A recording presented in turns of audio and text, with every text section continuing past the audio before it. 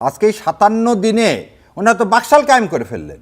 এদেশে আর আওয়ামী লীগ কি হবে না, পুনর্বাসন হবে না, বিএনপি আওয়ামী লীগ হয়ে যাবে। আজকে দুইটা জিনিস, জাজেস অ্যাপয়েন্টমেন্টে দেখেন বিচারপতি নিয়োগের আইন প্রণয়ন, সেখানে তার নোট অফ ডিসেন্ট ছিল।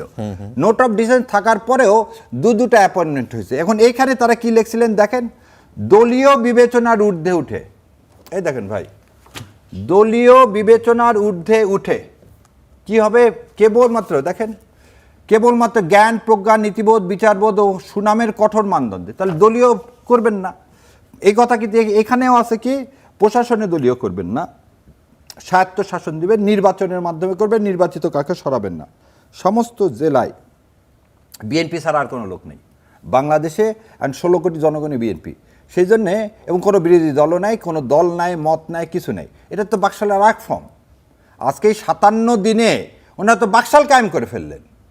ওনারা 64টা জেলার প্রতিটা জেলায় বিএনপির লোককে, যে পরাজিত হইবেন, যাকে মানুষ ম্যান্ডেট দেয়নি, ভোটে হেরে গেছেন, তাকেও জেলা প্রশাসন, তারপরে কি করলেন, সিটি কর্পোরেশনে দিলেন।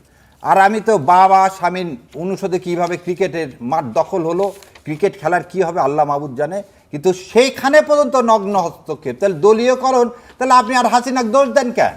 আমি যে প্রথম দিন থেকে, ভোটের আগের থেকে বলতেছিলাম এদেশে আর আওয়ামী লীগ কী হবে না, পুনর্বাসন হবে না, বিএনপি আওয়ামী লীগ হয়ে যাবে। এবং সেই কারণেই এটা শহীদ রাষ্ট্রপতি জিয়াউর রহমান এবং বেগম খালেদা জিয়ার যে ভারতে আধিপত্যবাদ বিরোধী যে বিএনপি আর আজকের বিএনপি এক না।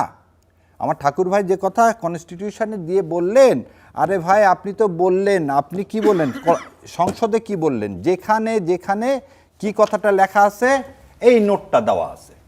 কি নোটটা দেওয়া আছে, যে অবশ্য কোনো রাজনৈতিক দল জোট তাদের নির্বাচনী স্তরে উল্লেখপূর্বক যদি জনগণের ম্যান্ডেট লাভ করে, তাহলে তারা সেই মতো ব্যবস্থা গ্রহণ করতে পারবেন। এটাতে তো এইটা নাই রে ভাই, সুপ্রিম কোর্ট সচিবালয়ে তো নাই, সবাই তো ঐক্যমত হয়েছেন।